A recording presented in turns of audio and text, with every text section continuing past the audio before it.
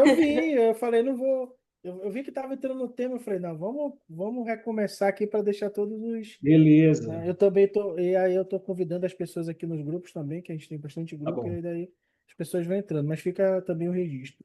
Bom, tá gente, bom. boa noite. Estamos aqui mais uma vez no nosso webinar, aqui com o time da Lute, eu e a Tati, que promovendo mais uma vez esse bate-papo, e estou muito feliz. Estou aqui com o professor André Salerno, foi meu professor aí de MBA no IPOG, e gostei muito da abordagem dele, Tati, porque ele vem com uma abordagem que parece ser técnica, sendo que ele não tem o início da trajetória dele, tá falando aqui no back com a gente, né? A trajetória dele não é TI, mas aí foi se apaixonando, se aprimorando e tá aí com a gente hoje. Então, pessoal, muito obrigado pelo seu tempo. Nosso objetivo hoje é realmente fazer um bate-papo, gerar conteúdo para que as pessoas possam se alimentar disso. A nossa comunidade ela vem crescendo a cada dia mais. E o quanto mais a gente puder trazer de conhecimento, compartilhar esse conhecimento, a gente fica muito feliz. Tá, professor? Então, muito obrigado. Tati, quer falar alguma coisa? Eu acho que não, Wesley, só que eu estou feliz, né, de estar aqui, enfim, de ouvir o que o professor tem a dizer. Eu sou muito fã de pessoas que conseguem falar de tecnologia de uma maneira mais fácil, porque, né, enfim, eu realmente não entendo nada. É um assunto que a gente tem que saber cada vez mais, né, ainda mais que a gente fala em relação ao mercado de trabalho americano, a gente precisa estar dentro, né, daquilo que está acontecendo, a gente precisa entender de automação, a tecnologia, dados, a gente está num mundo que exige que a gente seja cada vez mais analítico, e graças a Deus a gente tem ferramentas que ajudam a gente em relação a tudo isso hoje. Então, estou muito animada para saber e para ouvir. E, novamente, professor, muito obrigada por ter aceito o convite. Eu que agradeço o convite de vocês, fico muito feliz de estar aqui presente. Acho que o pontapé inicial foi dado justamente, estava comentando aqui com as aulas que eu estava dando. É, o Wesley, que foi um excelente aluno na disciplina, a gente teve grandes trocas, né? A turma dele foi uma turma muito especial no sentido de aprendizado, de desenvoltura, enfim. E me chamou a atenção justamente nas conversas que eu estava tendo com o Wesley, foi a questão do desenvolvimento de novas regiões, né, no estado dentro dos estados brasileiros. Né? A gente está falando do norte do Brasil, agora o Wesley se desenvolvendo no mercado norte-americano. Né? Então, tudo isso me chama muito a atenção, que é uma forma da gente promover tudo aquilo que a gente pensa, o que a gente estuda, o que a gente compartilha. Né? E eu, de alguma forma, sou muito grato por muita coisa que aconteceu ao longo da minha vida, e nada mais justo que eu estar aqui presente com vocês. Fico muito feliz aí com o convite, vejo pessoas aí que passaram pela minha trajetória, o Rafael é um deles, enfim, fico muito feliz aqui e vou adorar compartilhar um pouco da minha trajetória com vocês. Muito obrigado, mestre. O pessoal está chegando aí.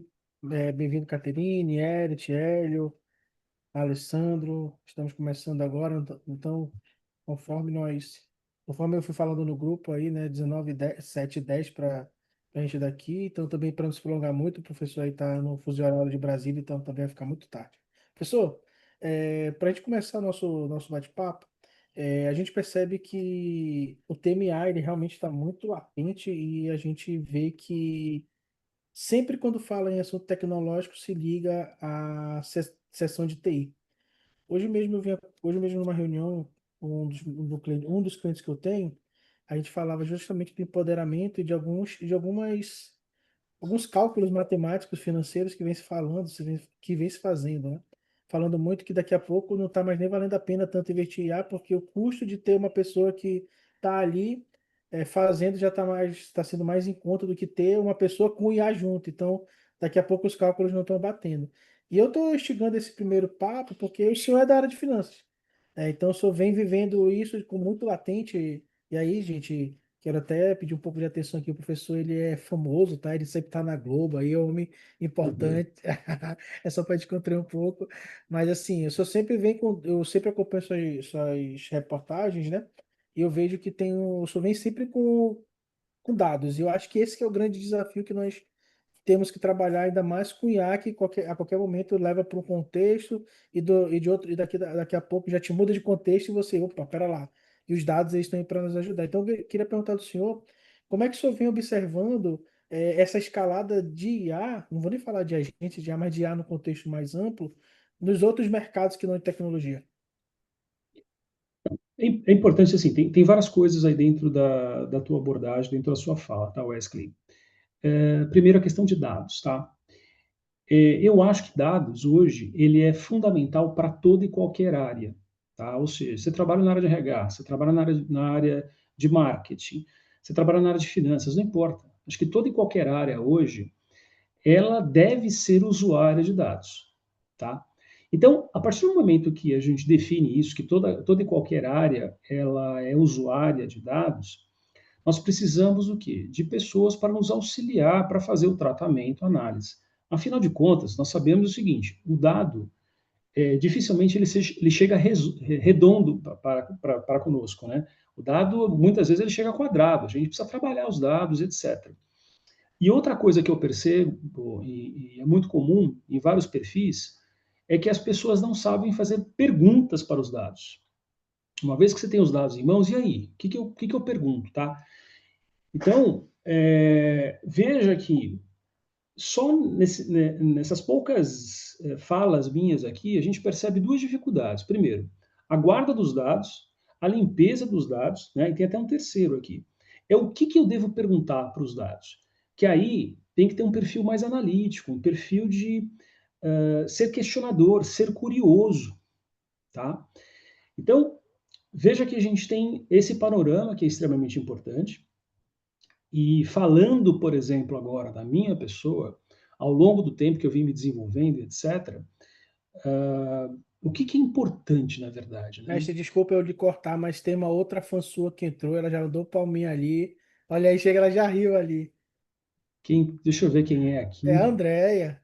Somos seu Ô, fã aí. Andréia, como vai? Tudo Ai, bem? ai, aí eu vou falar um negócio. Tudo bem? Como é que você Eu está? sou fã dos dois. Opa, como é que estão as... Você está em Goiânia, né? Goiânia, Goiânia, tô Isso aqui no aí, que Rala, bom, que bom. Fico feliz que você esteja aqui com a gente, viu? acompanhando aí vocês e vamos aí. Tô me sentindo órfã de não estar participando das coisas. Ah, não, participe. A sua presença é extremamente importante, assim como foi em sala de aula. Então, e aí eu estava complementando que é o seguinte, eu acho que as pessoas que participaram do meu curso sabem muito bem disso, né? Acho que a Andrea, aqui o Wesley, que eu costumo usar um slogan que é de um estatístico, né, o Edward Wing, que ele fala o seguinte, né? In God we trust, to others bring the data, né? Então, em Deus nós acreditamos, para todos os outros me tragam os dados. E a gente vive hoje, na verdade, um hype e um excesso de informação muito grande, né? Só que a gente também tem que parar e analisar o seguinte, qual é a fonte desses dados, como eles foram construídos e etc. Porque é dessa forma que a gente consegue criar reputação em torno do nosso nome, tá? Então, por exemplo, o Wesley ali muito gentilmente estava falando das minhas entrevistas na Globo, na Band, enfim. Como isso se dá?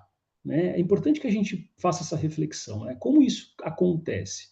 Ele acontece substancialmente a partir do momento que você consegue criar reputação em cima daquilo que você decidiu estudar, daquilo que você decidiu oferecer para o mercado de uma forma geral.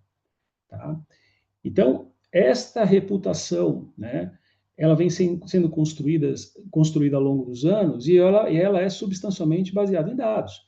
Então, por exemplo, quando eu vou na televisão falar sobre inflação, eu estou estudando a inflação de várias regiões do país, por que a inflação está subindo, por que a inflação está caindo, enfim. E eu uso sempre argumentos técnicos. Eu deixo o aspecto político de lado, tá? E eu visto o chapéu do técnico para avaliar de fato os indicadores econômicos e dar um posicionamento. É isso tão somente que eu faço. Então, a reputação, percebam, que ela se constrói na medida que você cria argumentos e esses argumentos estão baseados em dados, tá? É dessa forma que funciona. Então, assim, eu não consigo hoje viver sem dados em hipótese alguma, né? Eu estou constantemente, seja nas minhas aulas, seja nas minhas consultorias, seja nos meus projetos, a base de dados ela está sempre presente. Show de bola, mestre. Gente, só para deixar claro, fique à vontade também se vocês quiserem fazer algum tipo de pergunta, tá? Mestre, Quer Deixa eu falar, só fazer Tati? uma pergunta em relação a isso. Claro. Salerno, eu estou muito curiosa. Você falou que usa em tudo, né? Não só em relação ao seu trabalho, mas também em projetos, consultoria. Você pode trazer um pouco mais de como você usa, os dados fora a sua profissão, por exemplo? Sim, sim. É assim, se a gente parar para pensar, vamos pensar em negócios, tá? Todo e qualquer negócio, ele tem dados internos que são gerados, tá? E esses dados, muitas vezes, eles são gerados por ERPs, né? Que são sistemas de gerenciamento interno das empresas, tá? Né? Os famosos ERPs, que é o Enterprise Resource Planning, né? Então, vai lá, registra todas as transações de contas a pagar, contas a receber e etc. Esses sistemas são grandes armazenadores de dados, mas eles são terríveis do ponto de vista de insights, de você olhar as coisas ao longo do tempo, de prever as coisas. Eles são muito ruins, né? Então, o que acontece? Você precisa, de fato, fazer uma construção olhando os indicadores internos, né, e aí você tem que interpretá-los, mas se você olha esses indicadores tão somente de forma interna e não olhar para fora, não adianta. O que eu quero dizer com isso? Vamos olhar para fora no aspecto mais macroeconômico. A gente vê taxa de juros absurda, né? A gente vê inadimplência crescente, a gente vê programas do governo, e de novo, não estou aqui dizendo se é bom ou ruim, mas a gente vê programas do Desenrola para ajudar as pessoas a quitarem as suas dívidas, ou seja, pessoas que estão inadimplentes. Então, como é que a gente traz tudo isso para dentro de um projeto interno, de um projeto meu dentro de uma empresa? Não adianta, eventualmente, a empresa criar toda uma estrutura, uma política de crédito de vender a médio prazo, né, vender em parcelas, se a gente olha para o mercado de uma forma geral, a gente vê uma inadimplência absurda. Né? Então, tem essas amarrações de processos, elas precisam acontecer para proteger o investimento e proteger o capital. Né? Então, veja, sempre temos que olhar dentro de casa e para fora de casa. Tá? Essa é a premissa básica nossa aqui. Tá? Show de bola. Mestre, eu percebo que a gente vem cada dia mais evoluindo quando a gente fala de agentes de IA, quando a gente fala de. Até brinco muito com a Tati, que a Tati pergunta de mim assim, mas Cris, será que vão ser substituído mesmo as pessoas por IA? E aí acaba que vira meio que um clichê essa dúvida que para na cabeça de todo mundo. Mas eu tô dando essa deixa mais para que a gente puxe mais um pouco para o extremista, para o lado extremo da força. Dentro do seu contexto, né? Eu sou tenho uma empresa que trabalha apoiando muitas outras empresas nessa parte de dados, né? De fazer diagnósticos e tal. Para a gente trazer para o contexto aqui onde a gente tem pelo que eu estou vendo aqui das pessoas, eu tenho pessoas que são empresárias, tem pessoas que trabalham no dia a dia, tem pessoas que estão trabalhando nas suas empresas e dentro dos seus segmentos. Mas falando agora de atividades assim do dia a dia. Eu lembro que no nosso módulo eu ensinava a gente a usar algumas ferramentas também. Mas dentro das tendências que eu posso tentar levar para o extremo, né? O que que o senhor vem enxergando de realmente mais promissor para apoiar, de fato, os empresários que estão nesse ramo, as pessoas que estão buscando realmente performar, acho que a palavra correta seria essa, fazer uma performance melhor dentro do seu negócio. Eu gosto muito de trabalhar nessa vertente de business, né? Porque acaba que cada um de nós aqui, no final do dia, a gente tem que resolver problemas. E se a gente consegue resolver problemas de uma forma mais inteligente e mais rápida, com certeza a gente consegue reduzir tempo em outras demandas que a gente precisa, de fato, ser mais assertivo. Então, assim, dentro do que o senhor vem estudando, dentro do que o senhor vem trabalhando aí no dia a dia, como é que o senhor vem vendo esse crescimento exponencial? Então, você sabe que assim, eu tenho passado por reflexões muito interessantes em torno disso, tá? Primeiro, é uma fala bastante dura que eu tenho, mas eu acho que é aquilo que eu acredito, tá? Me fiquem à vontade para discordar ou não. Mas assim, não existe tecnologia hoje que consiga salvar modelo de negócio ruim, tá? E quando a gente fala isso, tá? A gente tira um pouco a hype e tira um pouco toda essa força em cima de uma determinada ferramenta, qualquer que seja, tá? E a gente volta a discutir o modelo de negócio. O modelo de negócio é que tem que ser a grande diretriz para você usar ferramentas. Mas o que eu vejo, na verdade, no mercado é uma inversão, né? É alguém tentando embutir uma ferramenta para tentar salvar um negócio ou para tentar criar uma coisa, né? Então, esse é o primeiro ponto, né? Feijão com arroz ainda é a base, não tenha dúvida, Rafael. Você sabe bem disso. Então, acho que esse que é o ponto, sabe? Primeiro você estabelece um modelo de negócio, tá? Olhando dores, olhando oportunidades em mercado, etc. Aí depois que você estabeleceu isso, você pensa o seguinte, quais são as ferramentas que vão me dar apoio para eu me escalar, me dar apoio para eu ser mais eficaz, mais eficiente, entendeu? Usar a inteligência artificial. Eu diria que hoje, eu diria que mais de 90% das pessoas não sabem usar a inteligência artificial hoje. Não sabem, não sabem. E o que, que eu vejo? A maior parte das pessoas usando inteligência artificial para reescrever e-mail, para melhorar um texto, né? Então, as pessoas estão usando prompt para essas finalidades e estão dizendo que sabem inteligência artificial. Não sabem inteligência artificial. Inteligência artificial é algo muito mais profundo, não é recente, tá? Isso vem da década de 50, mais ou menos, tá? Alguns modelos.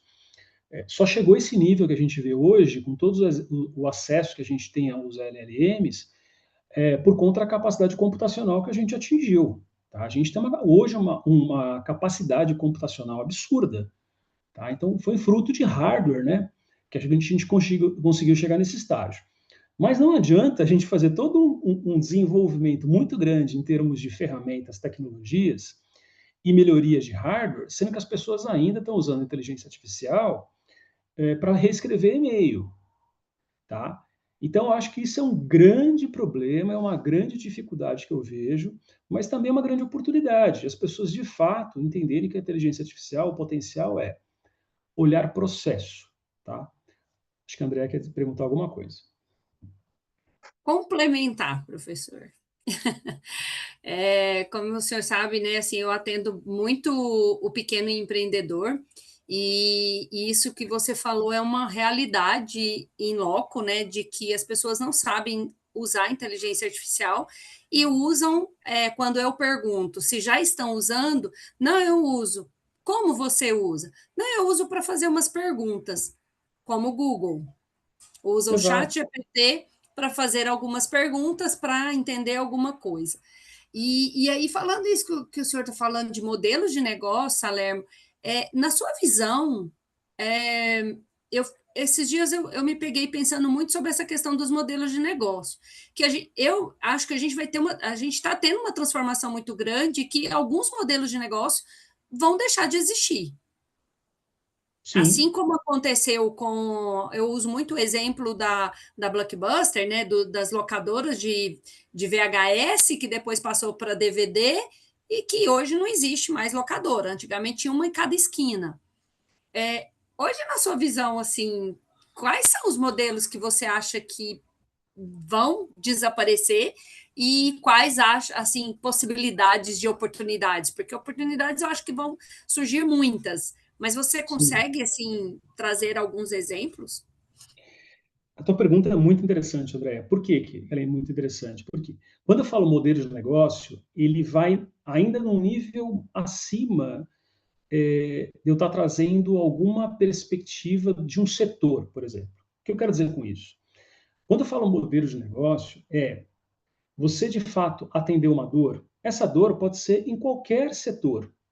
tá? Pode ser num hospital, pode ser numa agência de publicidade, pode ser num comércio, né? Então, que dor eu estou atendendo? Outra coisa vamos supor que eu seja uma indústria, eu preciso de matéria-prima para transformar essa matéria-prima em um produto acabado, tá? O quão eficaz eu sou nesse processo, tá? Atendendo a uma necessidade de um cliente. Então veja que são definições muito básicas que estão antes de uma definição de setor que é mais promissor ou menos promissor, tá? Dá para a gente discutir, por exemplo, nessa questão da indústria que eu acabei de falar, o quão mais eficaz eu sou em uma indústria se eu usar, por exemplo, maquinário mais especializado, se eu usar robótica no maquinário, né, aí sim eu estou usando tecnologia para eu me tornar mais eficaz. Mas, de uma forma geral, ainda assim, na base, eu sou uma indústria que pega a matéria-prima, transformo, eu tenho que transformar ela de forma mais eficaz possível, ao menor custo possível para eu trazer lucro, né? Então, é isso, é dessa forma que eu vejo. E aí, em termos de modelos de negócio, mais nesse nível que você está dizendo, André, de fato, a gente vê novos negócios surgindo e muitas vezes criando alguma disrupção, né? Alguma uma condição de disrupção mesmo no mercado, né? Ali, ó, o Dieter Bittencourt está dizendo, né? O modelo bem comum é o fato da Uber, que hoje tem direção humana e a intenção não é ter mais esse tipo de condução. Então, veja, a gente tem que pensar o seguinte: o meu negócio existe para quê? Né? A pergunta é antes: para que existe o meu negócio? Para que eu estou criando esta empresa? Né? E aí eu vou usar as tecnologias. Por exemplo, eu posso criar uma indústria química e eu vou deixar essa indústria química toda automatizada, né? E vou ter, por exemplo, 50 funcionários. Né? E você pode criar uma indústria química também concorrente à minha e vai ter 150 funcionários. Né? A gente pode ter produtos similares, mas veja que ali no chão de fábrica é que vai se diferenciar mesmo o meu modelo de produção de fato comparado ao seu modelo. Indústria química, nós somos iguais. Aí dá para a gente chegar e discutir quem está sendo mais rentável, quem está sendo menos rentável, quem usa mais os dados, melhores os dados, quem não usa. Mas veja, modelo de negócio em si é o mesmo, tá? Não sei se eu respondi a tua pergunta, André. Sim. Tô vendo gente conhecida aqui, o Fernando ali, ó, baita economista, fez um estudo maravilhoso na disciplina. Lembra, Fernando? Ô, professor, como vai? Tudo bem? Não quis Tudo bem interromper, você? desculpa que cheguei um pouco atrasado, mas estou gostando muito do que o senhor tem falado. Eu agradeço aí o apoio aí na pós-graduação que a gente fez aqui, no meu trabalho aqui, que o senhor me ajudou também.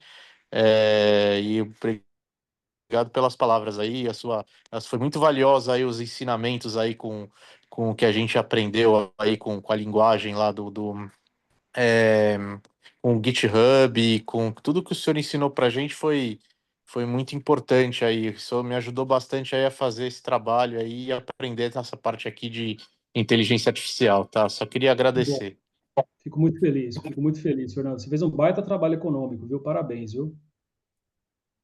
Eu acho que o ponto é pegar esse gancho aí desses trabalhos que a gente teve no MBA, o bacana é que todo mundo pôde colocar em prática, né? Eu mesmo, quando fiz o meu TCC de MBA, eu coloquei toda a minha experiência na minha antiga empresa, né? Que era uma empresa de tecnologia, Obrigado. onde eu construí todos os processos, construí todas as apresentações, construí DRE junto de IA. E aí eu vou pegar um pouco do gancho da André para até instigar o senhor um pouco mais a tentar sair ali da zona morna, que eu quero polêmica, hoje eu tô polêmico. Bora.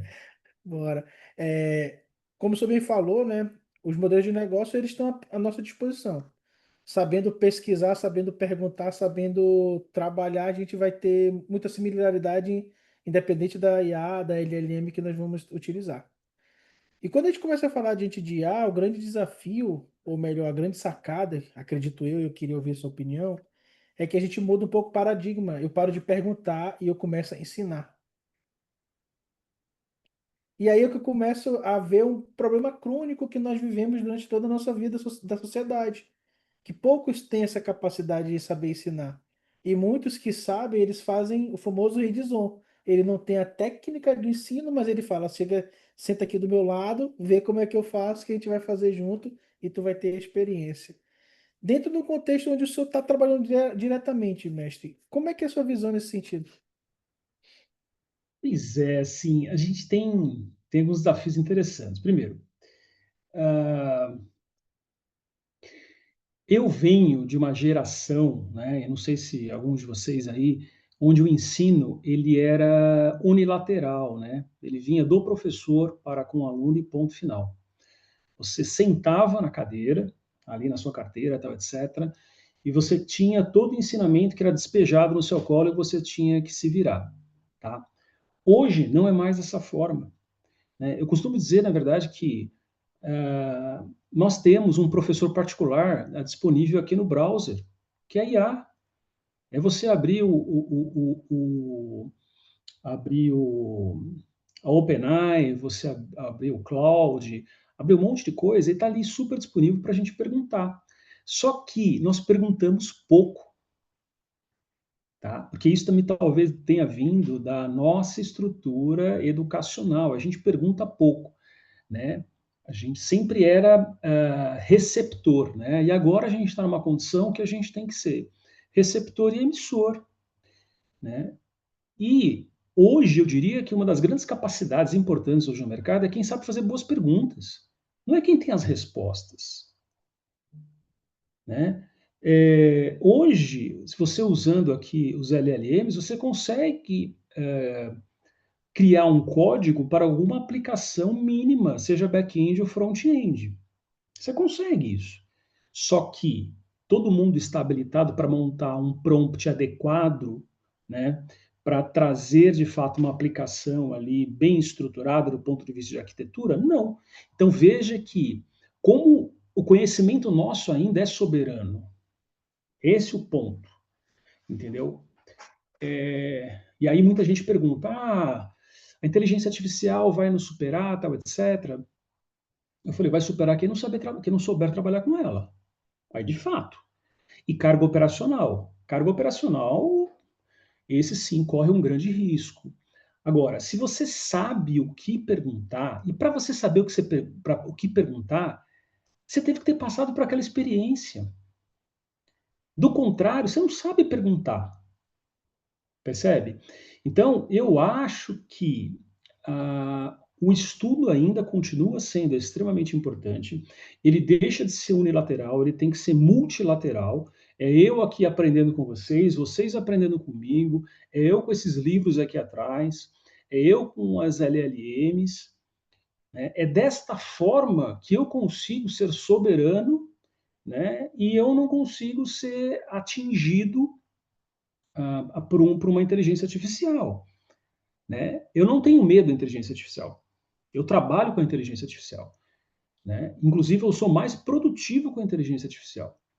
Agora, eu não tenho medo algum de ser substituído por ela, porque eu estou aprendendo a lidar com ela há muito tempo.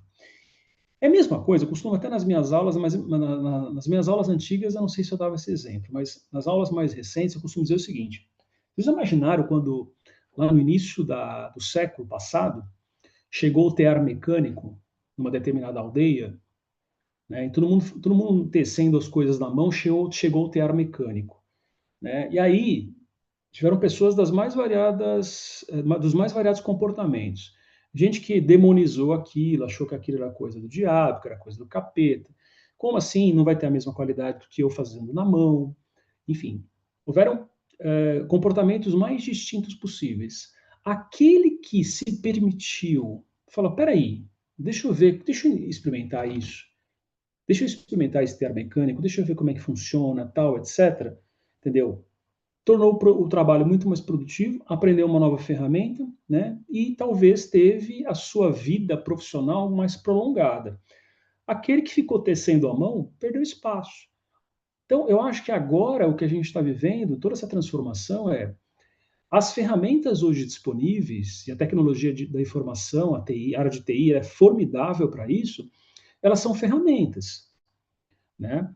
Eu costumo dizer que elas são meio, não são fim. Agora, quantas pessoas estão habilitadas para usar essas ferramentas? Poucas. Poucas. Por esse motivo que a gente tem uma carência muito grande na área de tecnologia. Né? Porque as pessoas não estudam, não se preparam e não entendem que as ferramentas são meio, né, para um propósito que é atender um processo ou uma definição estratégica dentro da empresa. Né? Não adianta um garoto chegar para mim e vai desenvolver um aplicativo formidável, um aplicativo parecido com algo da NASA, e não ter aderência nenhuma ao negócio. Não adianta, é bobagem, entendeu? Então, só para concluir minha fala agora, ferramenta é meio, tá? E as pessoas elas têm hoje oportunidades absurdas de aprender as ferramentas, mas tem que sentar na frente, por exemplo, de uma LLM, estruturar, aprender, reescrever o prompt, reescrever várias vezes até você chegar a uma arquitetura legal. Essa é a diferença de um júnior para o sênior, tá? Um júnior não vai saber desenvolver uma arquitetura, tá? Um sênior já sabe de cara a arquitetura. Tô mentindo, Rafael? É isso daí. O tempo passa rápido, né? Eu tava pensando, eu tenho essa cara de novo, mas eu tenho 23 anos de programação e 18 anos só de Python. E naquela época já existia IA, como você bem disse, mas era algo exclusivo de quem era técnico. A pessoa tinha que ser da área. E agora essa ferramenta ela oferece acesso a todos. É impensável pouco tempo atrás para a gente que isso seria possível um dia. E eu vejo que, por exemplo, eu sei que o senhor está aprendendo italiano, porque eu estou aprendendo francês lá no aplicativo e vejo o senhor lá. E eu uso também a IA para aprender francês. Por quê? Porque ela tem uma vantagem surpreendente, que eu consigo falar assim, olha, eu estou aprendendo francês, então me ensine utilizando uma linguagem simples e clara. Então eu modelo essa IA para com que ela dialogue comigo e eu defino o nível de complexidade das frases que ela vai utilizar. E peço para ela me corrigir, caso eu erre, em português. Porque eu tenho que ter certeza de que eu vou aprender, dado que um erro é algo importante. Então, assim, muitas vezes a pessoa paga uma IA, mas ela usa pouco, como você disse. Então, já que ela está pagando, que pelo menos ela use para fazer as atividades e para ajudar no aprendizado do idioma, alguma coisa, e comece a se familiarizar e aumentar a exposição ao prompt e à IA, realmente. Excelente. O Rafael, por exemplo, acho que até pelo tempo que ele acabou de descrever aí, ele aprendeu Python pegando livros e mais livros de código, aquelas bíblias gigantescas, abria, tinha lá todo um snippet, né, todo um código ali, ele tinha que copiar aquele código, tá, dentro de alguma EDE que ele estava trabalhando, e ele tinha que fazer os ajustes para a necessidade dele. Hoje, gente, aprender uma linguagem de programação, entendeu? É infinitamente mais fácil e mais rápido comparado a mim e comparado ao Rafael, tá? Eu acho que deve ter outros programadores aí, deve ter a mesma percepção que a minha. Tati. Professor, aqui na Lute eu falo com Wesley especificamente ajudando as pessoas que estão tentando entrar no mercado de trabalho, estão tentando, enfim, né, conseguirem uma melhor recolocação profissional. Eu queria saber, na sua visão, não só falando em relação à área de tecnologia, mas em outras áreas também, como as empresas estão já avaliando os novos profissionais em relação ao uso do AI. Tem alguma ferramenta que elas usam? Elas passam algum teste? Elas fazem algumas perguntas específicas? Eu queria saber o que elas fazem hoje como empresa para avaliarem o uso e saber também como um candidato, né, que de repente está buscando uma recolocação profissional ou crescer profissionalmente, como que ele consegue se preparar para isso. Olha, eu acho que eu tenho duas abordagens para responder a tua pergunta. Primeiro que eu acho que a IA ela já está dentro do processo de RH, porque o próprio currículo ele já é pré-selecionado por alguma inteligência artificial. Tá? Já existe algum processo que está rodando e já está descartando ali de cara 90% dos currículos. Tá?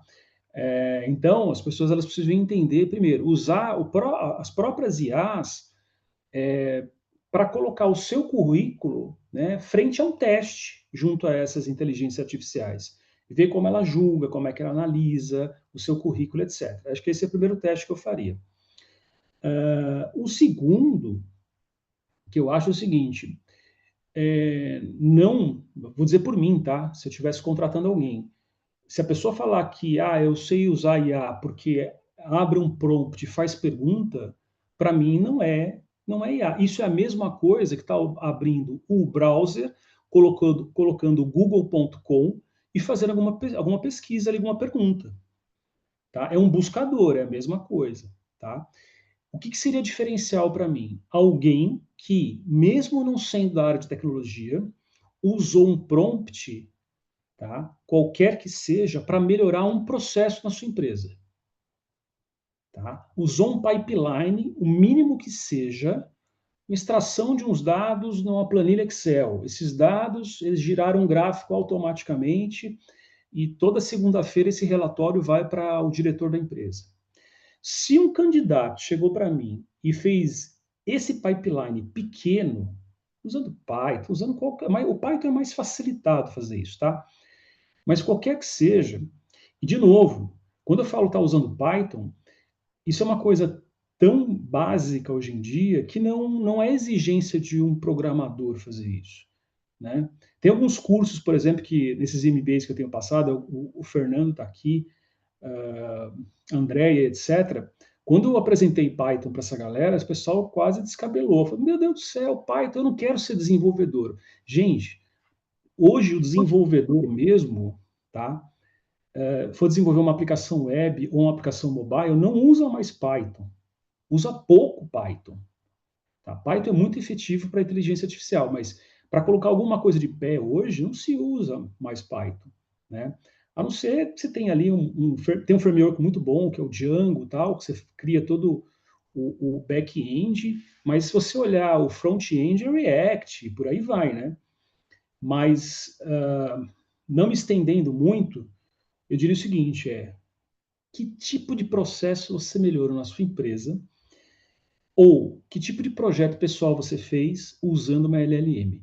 Essa seria a minha primeira pergunta. E aí, nela, eu colocaria essa pessoa para dentro para trabalhar comigo, né? Ou eu já descartaria ela. Ó, professor, o senhor ensinou para gente usar e aprender em Python. Eu vou ser muito sincero, eu conhecia muito pouco de Python. E com os seus ensinamentos que eu consegui desenvolver Python e fazer aquele trabalho que eu consegui fazer, com a ajuda da IA também. Então, eu posso dizer que sim, acho que eu consegui passar desse filtro aí que o senhor está colocando, graças a Deus, de forma satisfatória. E eu espero que as pessoas, assim, com esses seus ensinamentos, consigam também chegar nesse nível, porque eu acho que eu sou a prova viva que isso é possível, tá? Pois é, Fernando, é super possível, tá? Tá mais facilitado hoje, tá? Até por conta dos LLMs. É, Agora, isso não tira também a responsabilidade e o estudo frequente de qualquer assunto. A gente está falando do Python aqui, né? Mas isso não tira a responsabilidade de anos de estudo, que nem o Rafael ali, são 18 ou 23 anos, né, Rafael, que você estava falando. Então, assim, o Rafael hoje já tem condições de passar um olho em cima de um código e falar, putz, essa estrutura aqui está completamente errada, que aí é arquitetura, né? Então, assim, o que eu acho, né? Apesar que esse comentário eu vou deixar para o final, tá? Eu ia falar agora o que eu estou enxergando para o futuro, mas eu vou deixar para o final. Show de bola. Então, deixa eu trazer alguns contextos que, de repente, a gente pode chegar numa outra vertente de bate-papo. A gente ouve algumas pessoas, e aí eu não sei até que ponto pode ser uma coisa que eles têm convicção que seja verdade, que para não correr o risco da perda do emprego, eu tenho que me especializar muito mais em uma atividade manual e braçal, como eu vi alguns estudos dizendo que quem não vai perder emprego é o pessoal que são do campo, essa galera toda aí.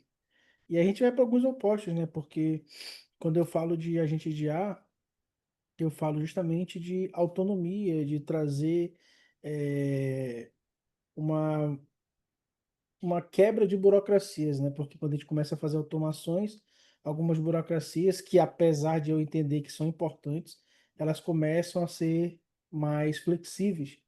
E aí me causa um certo alerta, esse tipo de coisa, porque eu peguei até o gancho do Dieter aqui no chat.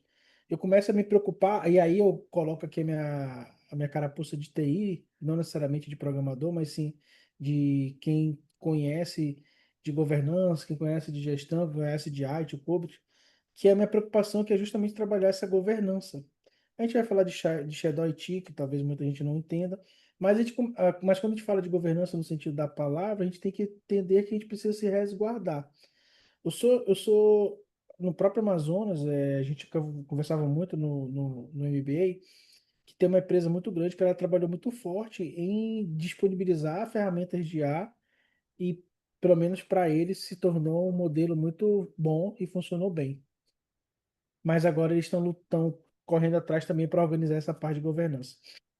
Dentro, de repente, dos cases que o senhor possa falar dos seus clientes, ou, enfim, da sua prática do dia a dia, como é que o senhor vem percebendo que as empresas vêm mudando isso, né? A gente falou muito de educação, mas, assim, queria entender se o senhor, de repente, vê um modelo em alguma empresa que funcionou bem, porque quando a gente fala de projetos dessa complexidade, a gente fala de mudança de cultura, a gente fala de atividade top-down, que tem que vir do CEO, mas às vezes as pessoas ficam perguntando, pô, será que eu não posso fazer algum movimento que de repente eu possa instigar essa conversa, esse tema na minha empresa? E aí, paralelo a isso, se o senhor tem também algum caso de como é que as empresas estão fazendo a governança disso? É, pela velocidade que como tudo está acontecendo, é uma velocidade absurda, tá? A própria área de TI ela está sendo repaginada nos últimos anos. Imagina, a área de TI, se a gente olhar 15, 20 anos atrás, nós tínhamos áreas físicas com N servidores ali, né, trabalhando, né, e tinha um gasto absurdo de manutenção desses servidores, você tinha gasto absurdo de energia elétrica, né? Isso também configurava o perfil de TI de uma determinada forma, né?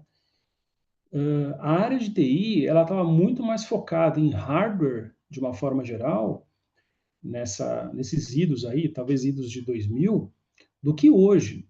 Eu acho que hoje, por exemplo, a área de TI, né, e aí respondendo a tua pergunta do ponto de vista de governança, eu acho que a área de TI hoje é uma das principais áreas dentro de uma companhia e ela tem um componente estratégico, mas ela precisa se posicionar dessa forma, estrategicamente dentro da companhia.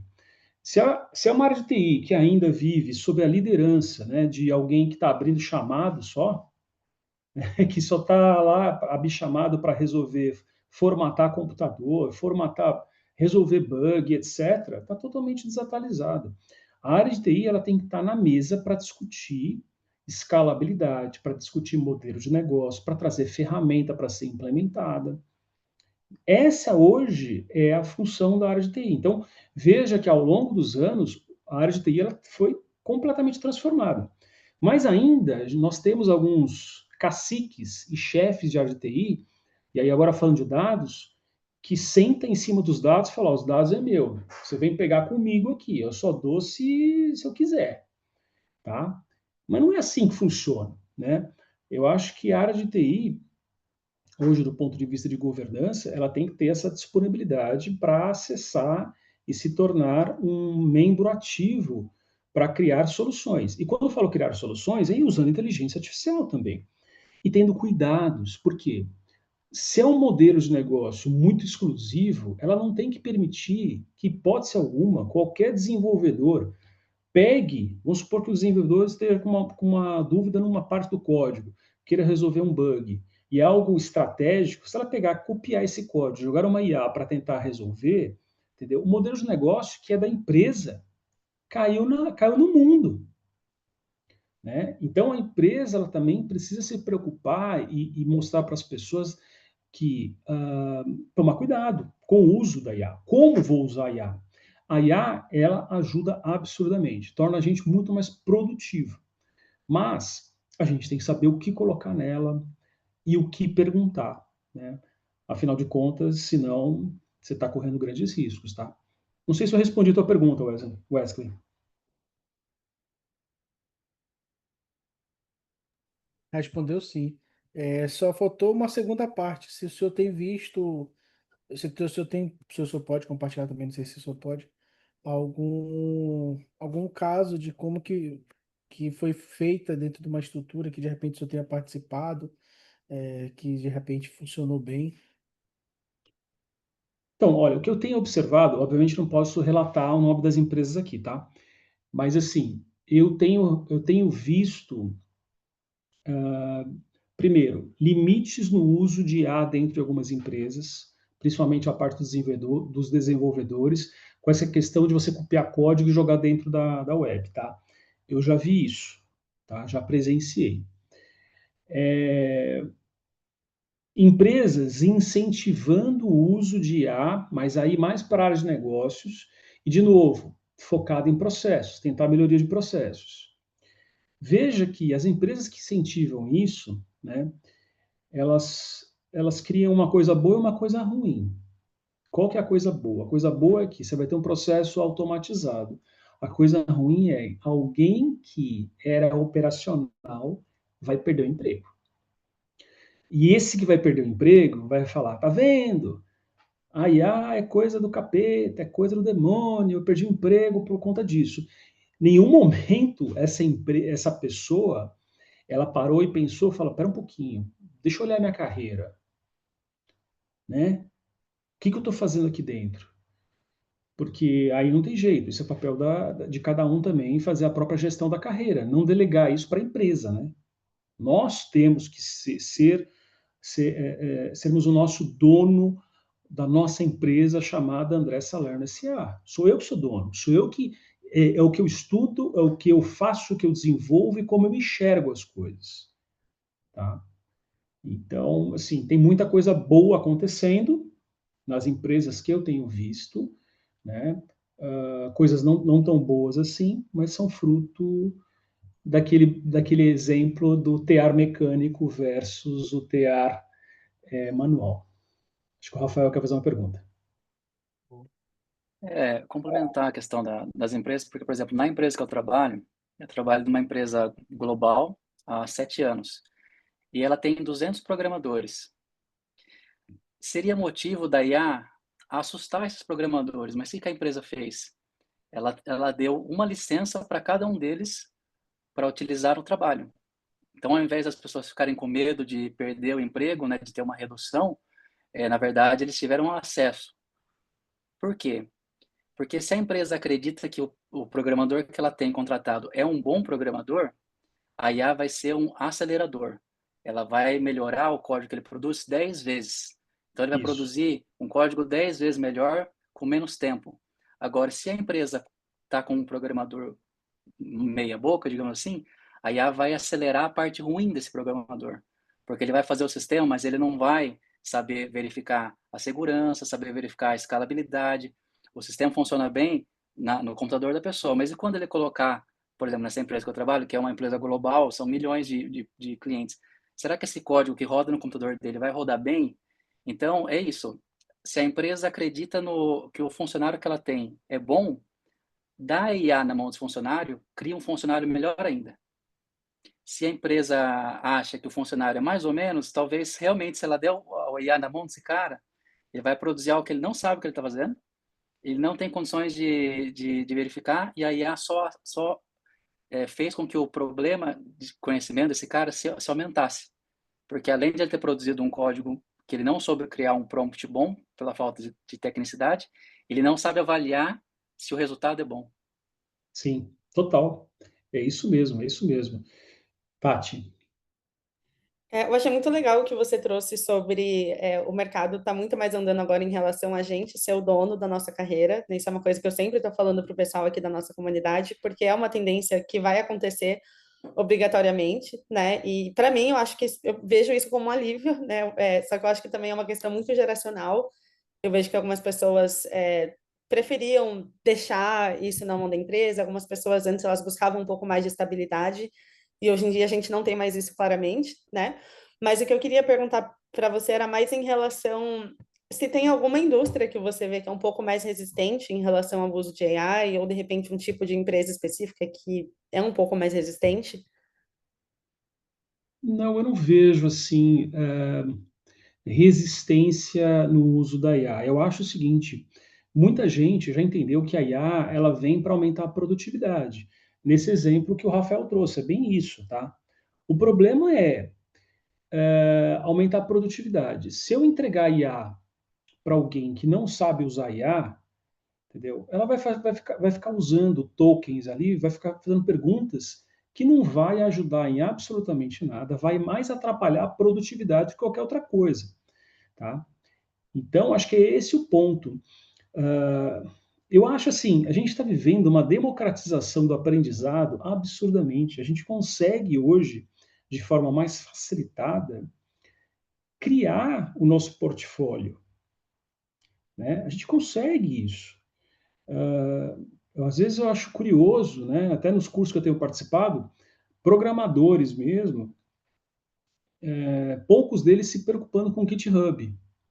Né? Você entra no GitHub dessas pessoas, muitas vezes é um GitHub que está desorganizado, bagunçado e tal. Então, assim, alguma coisa está errada, que é a principal porta de entrada para quando você for analisar um programador. Mas vamos sair do mundo programação. LinkedIn, você entra no LinkedIn da pessoa, um LinkedIn desorganizado, bagunçado, e não existe orientação a projeto. Eu quero saber de um profissional que projeto você colocou no colo que você começou, você deu começo, meio e fim nesse projeto e tem a sua participação efetiva. E, gente, isso também vai depender do cargo. Isso pode ser para um júnior, pode ser para um pleno, pode ser para um sênior. Um júnior pode pegar um projeto pequeno, não tem problema nenhum.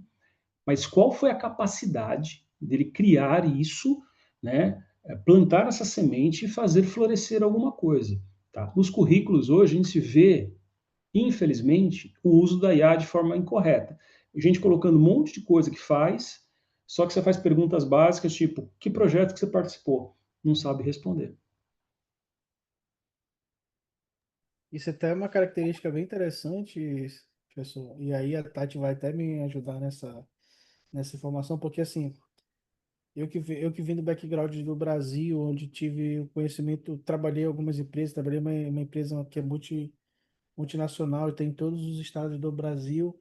Trabalhei liderando alguns projetos a nível nacional para que a gente pudesse replicar esse tipo de projetos para nível nacional. Então, eu acho que quando eu me encontrei na minha carreira foi quando eu comecei a trabalhar com governança, apesar de muita gente achar chato, porque é onde aperta o parafuso, onde segura as coisas, onde a burocracia, na maioria das vezes, ela aumenta.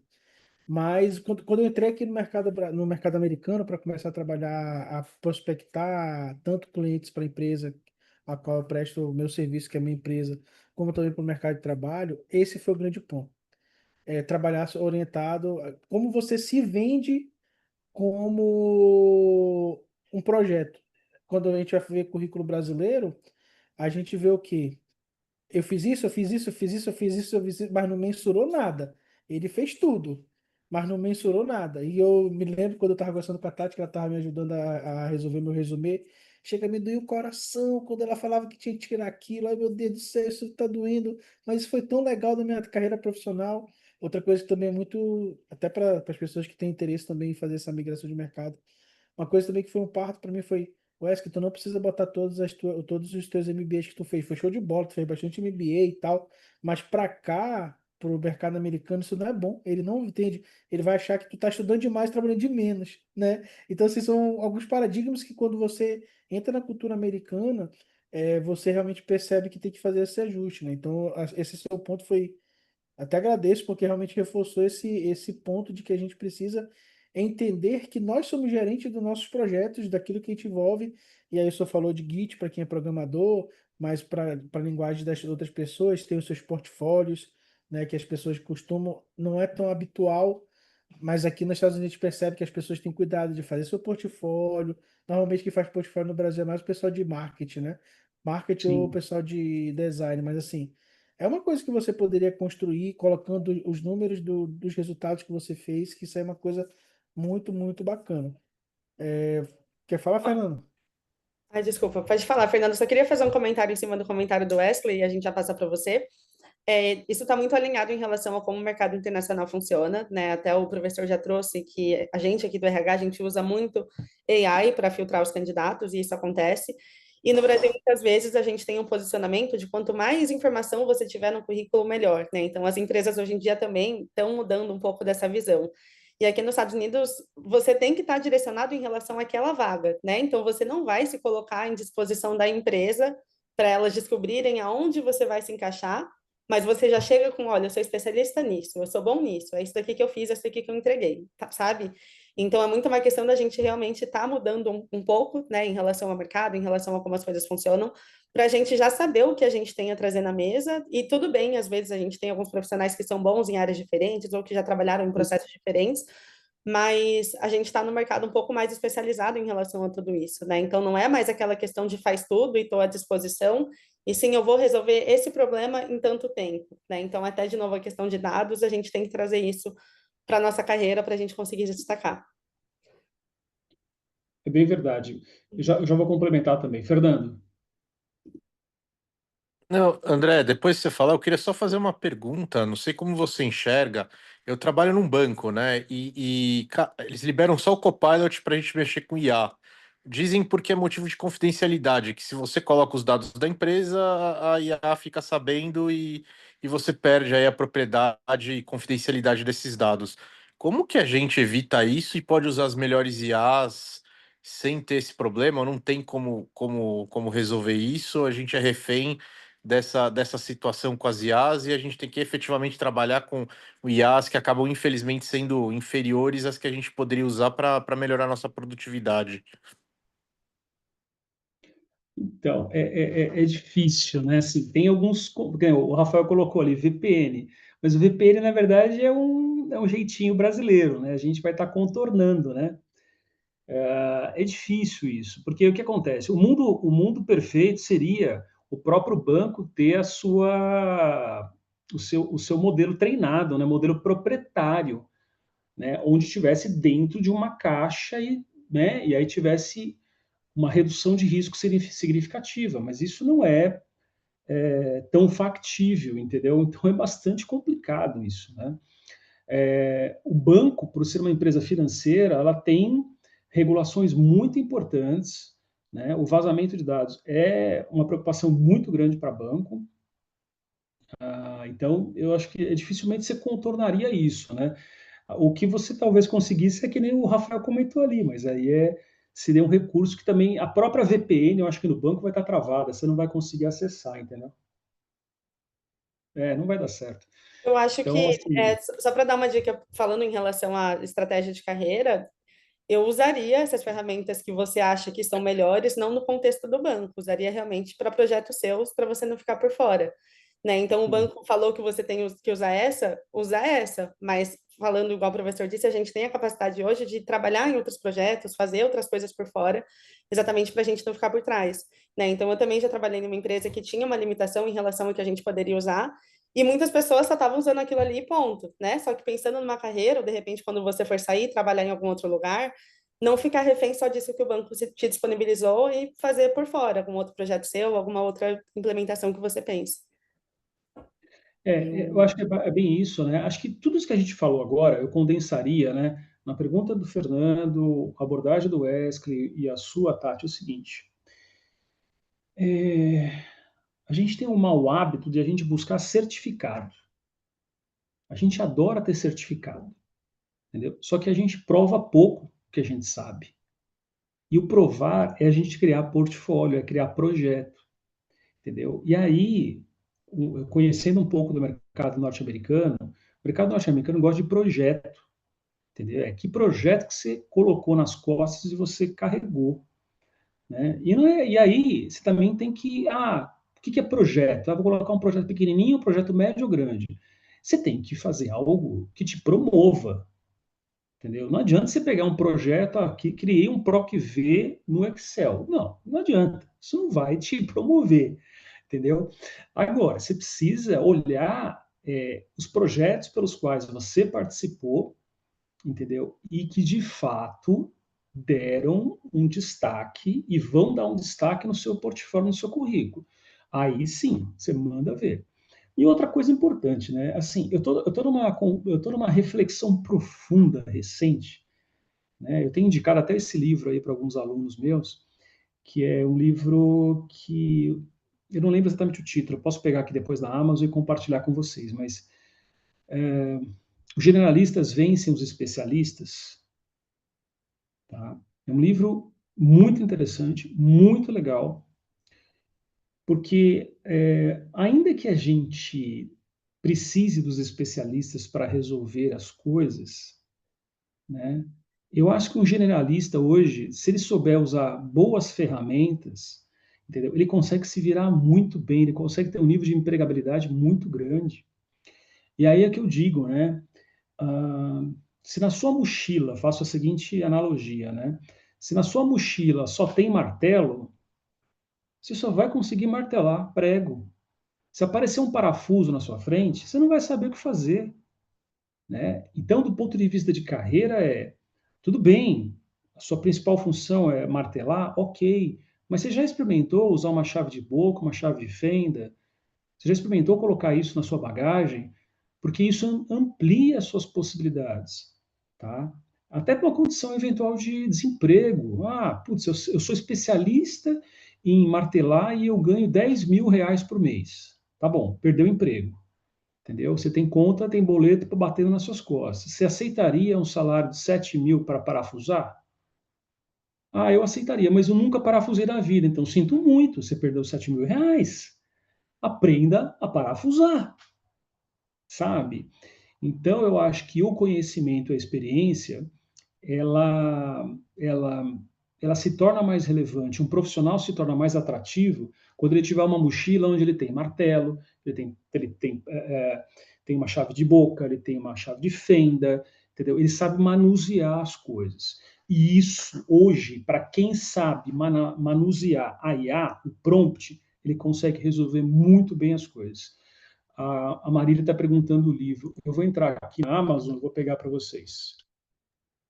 Queria é, instigar um pouquinho, acho que para a gente ir finalizando, mas eu, na minha trajetória nessa empresa que eu trabalhei, que era em todo o Brasil, eu tinha uma dificuldade muito grande de conseguir aprovações de projetos, né? Porque normalmente projeto de TI, nessa empresa eu era gestor de TI, sempre tem valores expressivos e eu sempre batia na tecla e nunca conseguia aprovação e sempre tinha uma dificuldade. E até que um certo dia do meu dia a dia lá, a controladora falou uma coisa que até hoje eu não me esqueço, ficou na minha cabeça. Wesley, tu precisa saber evangelizar. Tudo que tu tá falando que tu faz, ninguém sabe. Total. Tu faz e deixa embaixo do pano. E aí, pegando o gancho do Fernando, deu certo. Não quer dizer que vai dar certo sempre, mas eu acho que é possível que a gente consiga mudar essa questão, e aí não necessariamente precisa ser você o líder disso, mas eu percebo que se a gente conseguir pegar os apoiadores corretos, se a gente conseguir trazer essas pessoas para uma camada onde a gente possa conversar com a diretoria e mostre o ganho relevante daquilo, a gente consegue mudar isso. Porque eu percebi um mapeamento que eu fiz na própria associação, que as empresas que liberaram IA, olha lá o que eu estou falando, gente, eu estou falando só do meu limite ali do Amazonas, tá?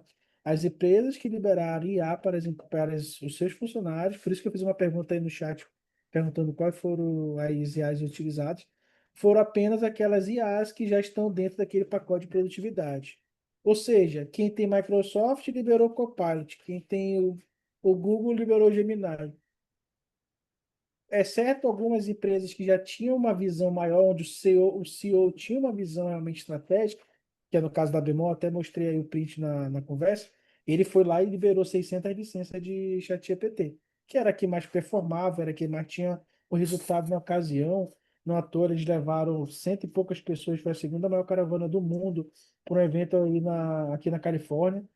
Então, assim, eu percebo que independente da área, a grande mudança para que isso aconteça, essa ruptura aconteça, e talvez no teu caso seja mais difícil porque um banco deve ter muitas camadas para que alguma mudança exista, mas que de fato a gente consiga trazer aquelas pessoas que podem agregar com a gente e mostrar que existe um valor além de uma simples licença que já está embutida dentro do pacote de produtividade, que é o que eu percebi que aconteceu muito. Então, realmente, talvez demore mais ainda para que a IA substitua as pessoas por causa disso. Porque ou vai fazer do jeitinho como o Rafael falou, ou vai se limitar, como a Tati falou, em projetos pessoais, mas aonde ele realmente gasta a energia dele, gasta o tempo dele, gasta aonde ele ganha o dinheiro dele para levar o sustento para a família dele, não vai poder usar porque está limitado e está usando uma IA que teoricamente não tem a performance ideal, né? Então, acho que assim, quando a gente fala de transformação, e aí quando a gente fala de transformação digital no sentido da compreensão da palavra, a gente precisa realmente, de fato, fazer essa ruptura, fazer essa proposição de uma nova caminhada, de uma nova tecnologia.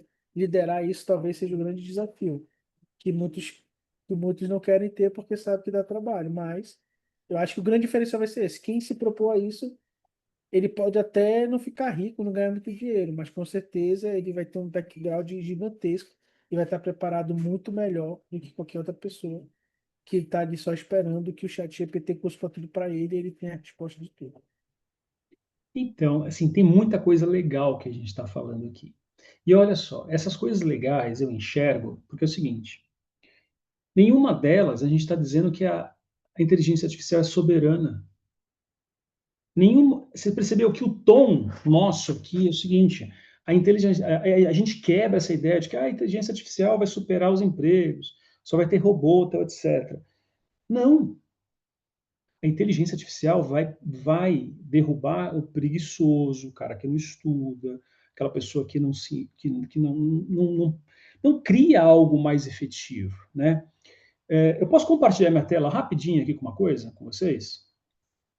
Pode. Tá? Eu estou Deixa desabilitado aqui, acho que a você precisa Tati vai habilitar para mim. liberar. Eu acabei de habilitar. Deixa eu mostrar uma coisa para vocês, o seguinte: eu estou montando uma apresentação aqui para um cliente, tá? Que a gente vai falar um pouco de economia, etc. Veja, eu criei essa apresentação rapidamente usando o notebook LM, tá? A apresentação ficou muito boa, assim, tem alguns errinhos aqui, acolá, tal, etc. Mas qual o ponto aqui que eu quero dizer é o seguinte: onde eu fui produtivo? Eu fiz perguntas muito específicas a respeito do mercado brasileiro, chinês e norte-americano, tá?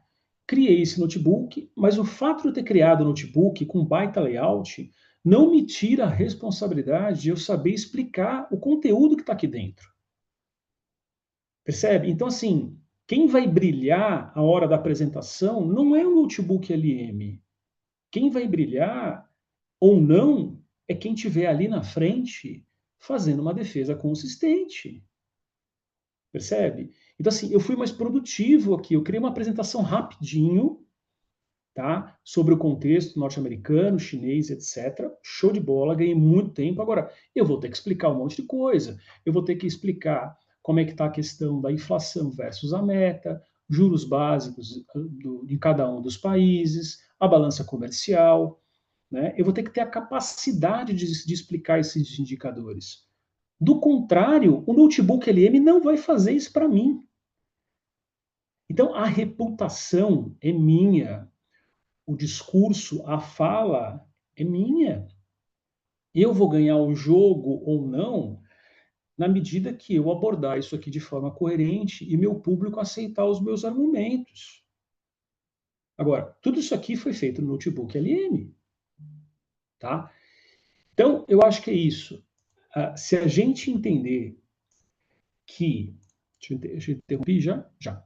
Se a gente entender de que o ponto central somos nós, como montamos o projeto, como montamos uma apresentação, como a gente se argumenta dentro da nossa companhia ou dentro da nossa rede de influência, como a gente convoca as pessoas, como a gente compartilha conhecimento.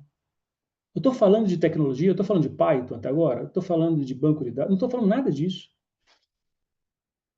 Eu estou falando de convencimento, de processo, de como eu me vendo, como eu me oriento, como eu argumento. Né? É isso que eu estou falando. Agora, se eu estou usando Python para fazer isso, se eu estou usando banco de dados, etc., bom para mim, porque assim, eu estou mais atual, eu estou mais produtivo, né? E eu consigo convencer mais as pessoas, porque contra fatos né?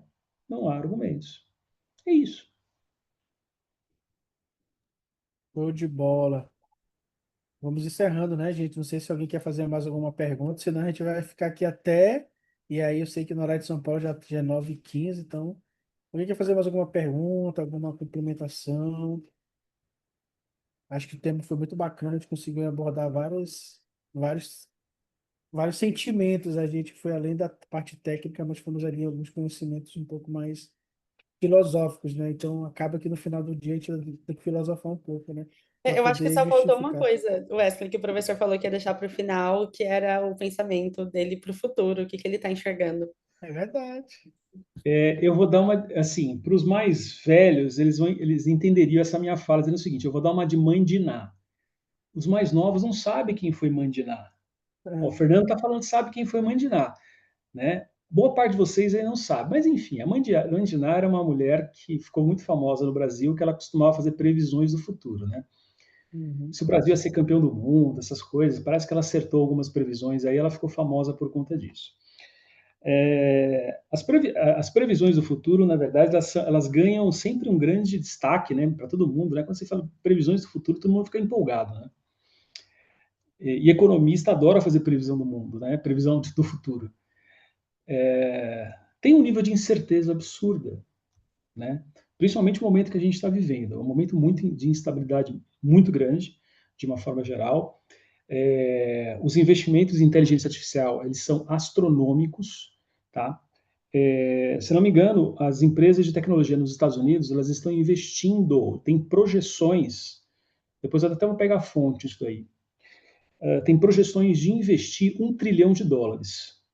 Só para vocês terem ideia da dimensão disso, US$ 1 trilhão é metade do PIB do Brasil. Tá? É muito Olha dinheiro. só a dimensão de investimento. Então, assim, a gente vai continuar melhorando absurdamente em relação a isso. Mercado de TI ainda necessita de muitos profissionais, de bons profissionais, e tem uma carência muito grande. Tá? O júnior para entrar está muito difícil. Né? O pessoal já ou se pega estagiário e júnior para formar dentro, mas está bastante difícil. Mas o que eu observo, e aí depois seria interessante a gente até contar com a experiência de outras pessoas aí. Um abraço, Eric. O Eric precisou sair. Valeu, Eric. O que eu observo, tá? Principalmente na área de tecnologia, que eu acho que é uma área que ainda tem um crescimento muito substancial para o futuro, mas eu acho o seguinte: o que está acontecendo na minha visão, na minha humilde visão, tá? Tá muito fácil criar aplicativo, tá muito fácil criar projeto de BI, tá muito fácil agora, tá? E tá muito fácil você colocar isso de pé na web, fazer o deploy disso. Tá muito facilitado, tá? Só que é o seguinte, o que está acontecendo com isso? Tem muito projeto subindo quadrado, tá? E aí tem dados vazando, que aí, dados importantes de cliente vazando, e aí pode ter implicação na LGPD, por exemplo, tá? Segundo, custo no desenvolvimento de software é muito maior de manutenção do que no próprio desenvolvimento. Se subir alguma coisa quadrada, entendeu? Vai matar teu investimento, tá? Terceiro, para corrigir esse bando de software que vai subir aí tudo de forma quadrada, você vai ter que ter gente muito boa, especialista. E aí o sênior vai nadar de braçada, porque é o cara que pensa em arquitetura, que está bem estruturado. Então esse pessoal vai ter emprego para caramba, tá? E terceiro é a questão de segurança. Tá? A área de segurança, de cybersecurity, vai crescer cada vez mais, demais, tá? É, Então, são áreas, né? Talvez se eu pudesse elencar umas 3 ou 4, a parte de DevOps, a parte de SecOps, né? A parte de.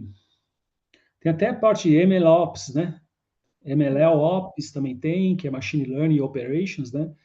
E a parte de segurança. Tudo isso são áreas que vão crescer absurdamente.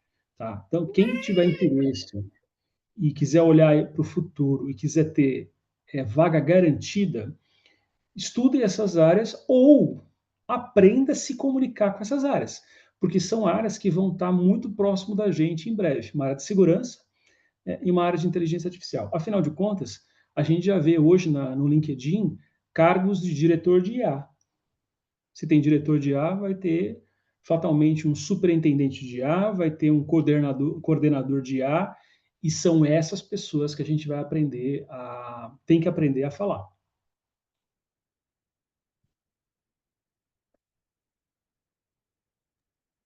Show de bola. Esse é o nosso desafio, né, gente?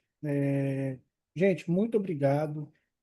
Mestre Salerno, muito obrigado pela contribuição. É muito bacana estar lhe ouvindo. Eu acho que eu não posso falar muito, senão vai ficar muita bajulação. Mas quando é genuíno, é de coração. Então, muito obrigado a todos que estiveram presentes. Eu gostaria de convidar todo mundo aí a abrir a câmera. Vamos fazer uma foto oficial, postar lá no nosso LinkedIn. A gente vai postar lá. Quem puder compartilhar, comentar também seria muito bacana. E a gente sempre vai estar convidando a todos, tá? A Lute é uma comunidade que está sendo criada tem um pouco mais de um mês, e a gente vem sempre trazendo pessoas que possam contribuir com essas visões. Não necessariamente é focado só na tecnologia, tá? Então a gente já teve pessoas que vieram falar sobre como destravar o inglês, por exemplo. E eu já fiz também uma participação falando sobre a aplicação da IA, como o senhor falou, para ajudar na criação de resumo e tudo mais. Então, se vocês tiverem dicas também de pessoas que vocês gostariam de trazer para a gente bater um papo, é sempre importante a gente retroalimentar esse ecossistema, porque a gente entende que quanto mais a gente ajudar as pessoas, mais a gente vai estar plantando uma semente e ajudando o maior número de pessoas possível. Porque puder abrir a câmera aí para a gente fazer aquele registro fotográfico, eu acho que todo mundo que já abriu, então dá 1, 2, 3. Deixa eu ver se ficou boa. Acho que ficou. É isso, gente. Obrigado, Tati. Salerno, fique à vontade. Acho que, de novo, só agradecer mesmo, professor. Muito obrigada pela aula. Foi muito bom, muitos aprendizados, muitos pensamentos, muitos esclarecimentos por aqui. Obrigada também a todo mundo que participou. Logo, logo a gente manda informação em relação às próximas. Eu acho que é isso. Agradeço demais a todos, agradeço demais o convite que vocês me fizeram. É sempre um prazer poder contribuir um pouco, participar um pouco, compartilhar um pouco da minha experiência, né? Eu sou uma pessoa que vem da área de negócios, acabei integrando tecnologia da informação dentro do meu ambiente como ferramenta, me entendo essa importância, e acho que a ideia é justamente eu poder compartilhar isso com vocês e fazer vocês pensarem de alguma forma, né, sobre os seus próprios caminhos, né? Existe uma necessidade de cada um de nós escolher um caminho, né? Não escolher um caminho, entendeu? É também um caminho, por incrível que pareça, mas costuma-se não dar certo, tá? Então, alguma aposta tem que ser feita, alguma escolha tem que ser feita. Ah, mas escolher é difícil porque em toda escolha tem uma perda. Sim, toda escolha tem uma perda na vida, não tenha dúvida. E esse é o processo de aprendizado pela qual a gente passa, que dá a maturidade tão importante que a gente tem hoje. Então, agradeço demais o convite de vocês por participar disso daqui. Quem não estiver usando dados no seu processo decisório, não serei amigo, já vou falar. Tá? Não sou amigo de quem não usa dados no seu processo decisório. Entendeu? E quem tiver usando LLM para reescrever e-mail, também eu não sou amigo, tá? Isso aí, vamos acabar com esse negócio, vamos utilizar a solução na íntegra. Eu aproveitei também, gente, botei aí o LinkedIn do Salerno no nosso chat, também coloquei o meu, também coloquei o da Tati, então vamos fazer network. Eu acho que quanto mais a gente criar esse ecossistema, essa cadeia fica mais forte. Gente, obrigado, boa noite a todos. Obrigado, Daniel, bom gente. te Boa ver, noite. Fernando, Tá, gente, Matheus, boa noite a Alexandre, todos. Thaís, Obrigado. Obrigada, Hélio, Um abraço tchau. para todos. Boa noite. boa Abraço a noite, todos. gente. Obrigado, Rafael. Um abraço. Valeu, Abraço, valeu. tchau.